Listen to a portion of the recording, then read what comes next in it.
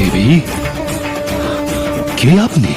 দেবগণ, আপনারা গর্বে অন্ধ হয়েছে। আমি দেবী জগদ্ধাত্রী, এই জগৎ ধারণ করে আছি। আজ আমি আপনাদের উপযুক্ত শিক্ষা দিতে এসেছি। দেবী, আমরা সত্যি ক্ষমতার গর্বে অন্ধ হয়েছিলাম। আপনাদের অহংকে আমি হস্তির রূপ দিলাম। সেই হস্তির স্থান হবে আমার বাহনের পদতলে।